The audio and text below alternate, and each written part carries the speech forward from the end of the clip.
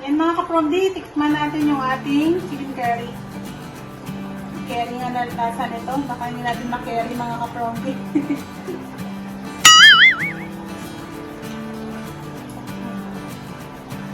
Pwede na. Luto na po. Kain tayo mga kapromdi. Ayan, hello po mga kapromdi. Magandang araw sa lahat. Tara, samahan niyo po ako. Magluluto tayo ng chicken curry ngayon. Pero hindi po natin lalagyan ito ng curry powder. Ang ilalagay lang natin is coriander tsaka turmeric powder dahil yun po yung available dito sa bahay. Ito po yung ulam namin sa hapunan. At ano oras na po? 4 na. 4:30. So, tara na po mga kapromdi at samahan niyo po ako. Ayan mga kapromdi, binabad natin ito. Ibababad po natin yung manok sa coriander. Dahil nga frozen pa tong manok, yan, nilagyan ko muna ng tubig.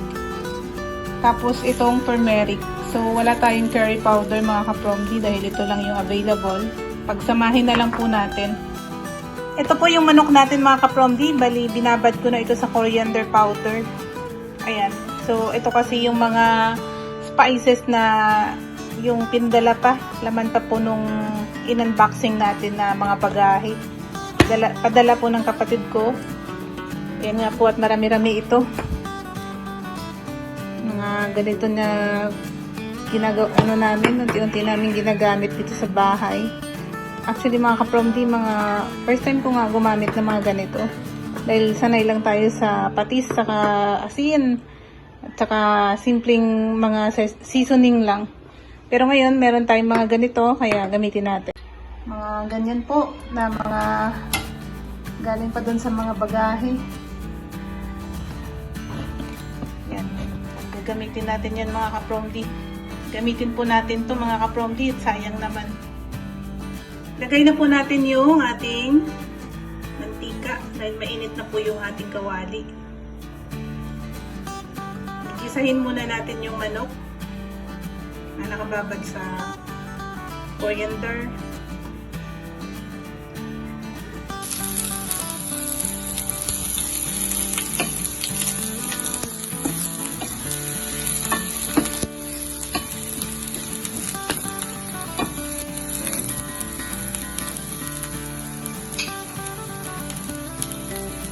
Bango na.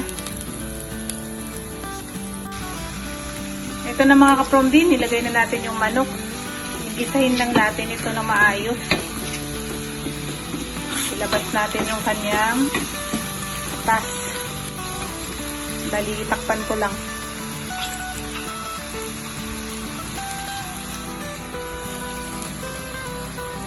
Yan mga kapromdi, nilipat natin sa malaking kawali. Hindi ata kasya doon. Para maayos yung ating paggisa. Dahil masikip pala yung ano doon. Hindi sila... Mahirap po ihalo doon sa isang kawali mga kapromdi. Nilipat natin dito sa malaki para makapaggisa tayo na maayos.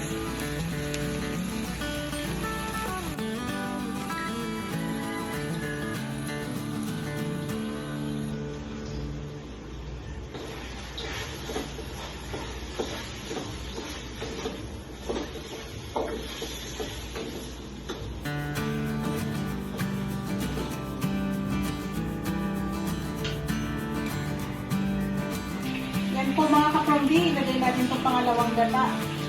Ilalaga po natin ito sa manok. Yan. Kuluan lang natin yan. Manuot yung kanyang gata. At lumambot po yung manok. Ito pa yung itadagdag natin na sahog mga kapromdi. Bali, konti lang na patatas sa kakaros. Saka lalagyan din natin ng pepper. Ilagay na muna natin yung kanyang sahog na gulay, patatas, at carrot. At isunod natin yung papanggata. Ito'y purong papanggata. Ayan.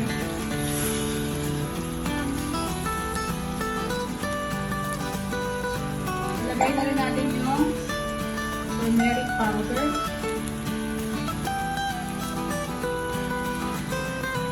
turmeric powder mga kapamilya. Hindi ko na tinunaw sa tubig to. Dito na natin siya ihalo. Bali, katansyahan lang ito mga kapamilya. Konti lang muna nilagay ko. Para sabay na po silang tumulo. Naluto ng maayos.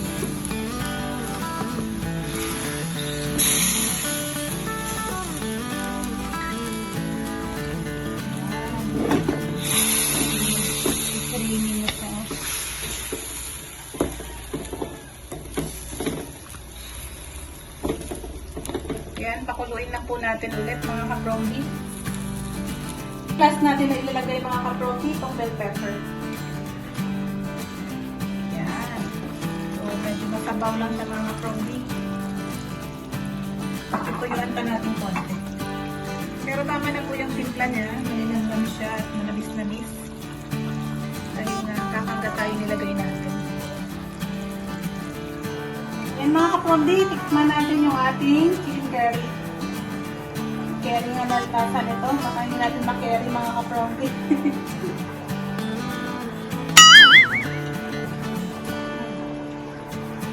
Sabi na, luto na po. Kain tayo mga kaprombi.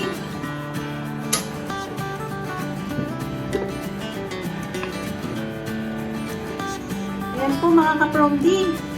Yung ating ulam, chicken curry. Na walang curry powder. Turmeric lang ilagay ko. At coriander.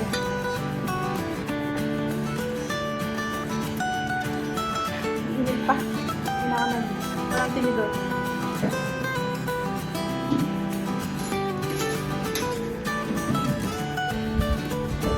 Init pa. Sarap ito pag mainit-init. At ang lasang yung gata. Eat mga kaprombi! Kain po!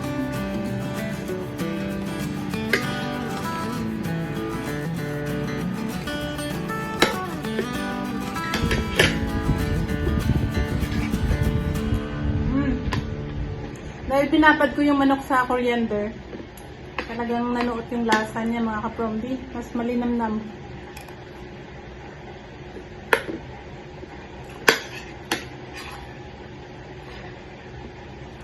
Matagal-tagal na rin kami hindi nakakain ng nakaulam ng chicken curry.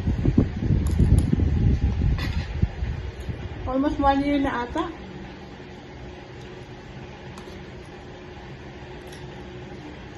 Sarap. Lasang-lasa mo talaga yung linamnam. Malinamnam yung manok pag binabad mo na siya eh.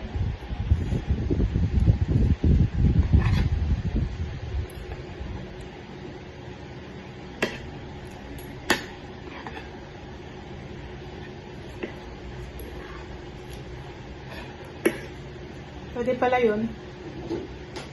Hindi chicken curry powder yung gagamitin mo.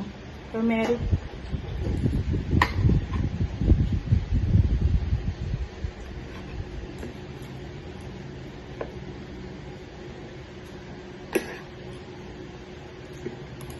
Lahat po pala ng kababayan natin sa Middle East at sa affected po na mga bansa. Alam niyo naman yung nangyayari ngayon mga kapromdi at mayroon gulo doon sa ibang bansa at hindi lang naman sila yung affected, pati tayo dito sa Pilipinas dahil lahat nagmahal na mga kapromdi at mag-ingat lang po tayo palagi at dasal lang po mga kapromdi. Malalagpasan din natin to at matatapos din ito. Maraming salamat sa panunood mga kapromdi. Bye-bye!